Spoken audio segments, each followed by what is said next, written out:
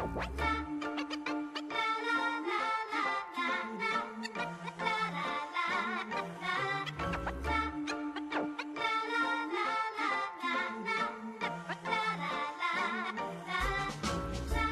feel like a pit on the map in the middle, spaghetti road. Pouvez-vous vous présenter? Alors moi c'est Eddie Estripo, président et cofondateur de l'association d'Assos. Bonjour, moi c'est Cédric Andrieux, coprésident de l'association d'Assos. En quelques mots, pouvez-vous nous décrire votre association? L'association on crée des événements pour récolter des dons pour la recherche contre les spondylarthropathies et le cancer. C'est des événements beaucoup liés autour du sport, liés à la maladie et le sport en fait. Comment faites-vous pour récolter des fonds pour la recherche médicale? Alors en fait, on fait appel aux gens qui participent aux événements, qui font des dons du montant qu'ils veulent, qui sont reversés après au niveau de la recherche pour le cancer ou la recherche pour la spondylarthropathie. Voilà. Pouvez-vous décrire la maladie de la rectocolite hémorragique? Alors en fait la rectocolite hémorragique ça fait partie des maladies des spondylarthropathies. C'est des maladies inflammatoires. Donc la rectocolite hémorragique c'est inflammation du côlon rectum. Donc c'est une inflammation du système digestif. Et c'est pareil que la spondylarthrite ankylosante qui lui, c'est l'inflammation de tout ce qui est départ des muscles et tout ce qui est tendons, nerfs, tout ça. Donc après ça vous ankylose, d'où le nom de spondylarthrite ankylosante. Est-ce que cette maladie peut provoquer la spondylarthrite? Du coup, je t'ai répondu sur la question d'avant, oui, parce qu'elles sont liées. En général, quand tu as l'une, tu as l'autre, elles se déclarent plus ou moins, mais elles sont liées. Donc, en général, quand tu as la rectocolite hémorragique, tu as aussi la spondylarthrite. Si elle ne se déclare pas, tu l'as, mais la plupart du temps, elle se déclare. Quelles sont les conséquences sur la vie quotidienne? Après, ça peut dépendre du degré. La maladie a plusieurs degrés, suivant les personnes, suivant l'état. Moi, avant d'avoir le traitement, c'est pour ça qu'on a créé l'association, c'est grâce au traitement et au sport en fait. Maintenant, je peux remarcher, mais à un moment donné, je pouvais même plus marcher, j'étais alité parce que j'avais trop de douleurs au quotidien et je pouvais même pas me lever, quoi. Même le fauteuil roulant, c'était pas envisageable parce que j'avais trop de douleurs au quotidien et trop d'inflammation. À quel âge peut-on déceler et comment? Il n'y a pas d'âge, ça peut être à tous âges et après comment tu le vois vite, c'est des douleurs au quotidien, au lever, c'est des douleurs en permanence donc ça se décèle comme ça. Après il n'y a pas d'âge.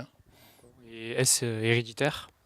Il y a un facteur génétique, ouais, mais pas automatiquement, mais la plupart du temps c'est quand même héréditaire. Combien de personnes en moyenne sont atteintes de cette maladie? Aïe, j'avais dit pas de colle. Je sais pas du tout. Où en est la recherche? La recherche elle avance bien, tu vois, parce qu'il y a ce que je disais, il y a 4-5 ans, il n'y avait pas de traitement. Je ne pouvais plus marcher parce que j'avais trop de douleurs. Et aujourd'hui, tu vois, je suis venu à pied, je fais du vélo et j'ai repris le sport. D'où encore l'association pour montrer aux gens qu'il y a de l'espoir, que la recherche avance et qu'il faut continuer de la faire avancer. Est-ce que le sport peut aider à lutter contre la maladie? Ah ben oui, tous les jours. Et même quand j'étais au plus mal, parce que si tu veux, il y a des moments où la seule manière de me montrer que j'étais vivant face à la maladie, c'était d'aller faire du sport, même si j'avais beaucoup mal. Et quand je rentrais d'une séance de sport, je disais à la maladie, t'as vu, cette fois-ci j'ai gagné, tu m'as pas empêché d'aller faire du sport. Donc quelque part, tu gardes le moral et la niaque grâce au sport. Pour quelles raisons avez-vous créé votre association d'Assos? Les raisons, il y en a plusieurs. C'est que moi, j'étais atteint donc, de cette maladie, la spondylarthropathie. Et ensuite, il y a 2 ans, on a perdu un de nos meilleurs amis d'un cancer. Donc, ce que je dis tout le temps. Moi, si j'en suis là aujourd'hui, si je peux refaire du sport, si je peux bouger, c'est parce que les traitements, la médecine a évolué. Et si notre copain, il n'a pas pu s'en sortir, c'est parce que la recherche n'avait pas assez évolué encore. Donc, tu vois, il y a 2 poids, 2 mesures. Et l'idée, elle est venue comme ça, c'était de continuer à faire avancer la recherche pour qu'un jour, dans le monde des bisounours, plus personne souffre et qu'on puisse sortir tout le monde de la maladie. Que veut dire Dassos? Alors Dassos, c'est diminutif de David Osset Association, donc du coup Dassos. Parce que c'est notre pote qui est parti trop tôt l'année dernière, enfin il y a 2 ans. Et donc voilà, l'année dernière c'est monté Dassos en 2015 et on essaye de faire parler maintenant Dassos le plus possible. Voilà, donc on est ravis d'être là aujourd'hui. Et quels sont vos projets à venir?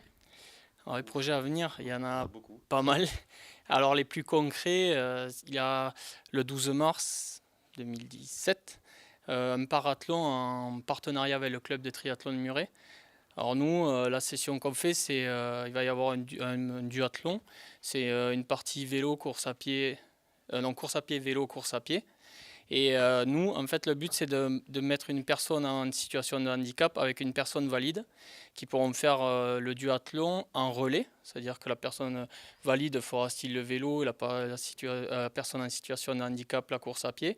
Ou si la personne en situation de handicap peut faire les deux, en duo. Mais le but, c'est ça, c'est qu'ils soient toujours complémentaires, qu'on ait toujours la personne en situation de handicap et la personne valide et qu'ils le fassent ensemble, en duo ou en relais. Ça, c'est en mars. En mai, dans l'Aveyron, on fait une rando VTT plus 3 marches pédestres.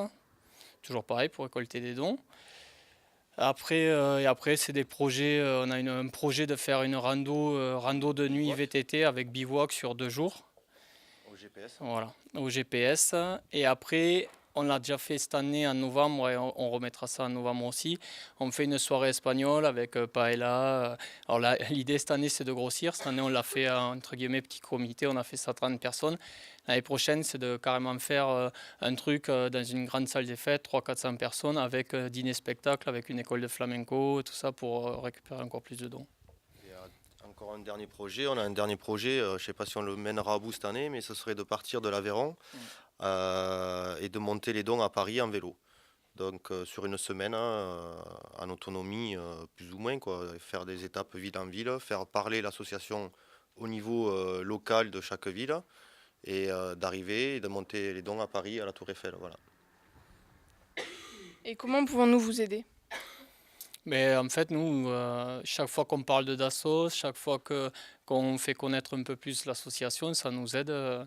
Après, forcément, plus on aura de visibilité, plus les gens verront nos actions, plus ils se déplaceront sur nos actions et plus on aura de dons pour faire avancer la recherche.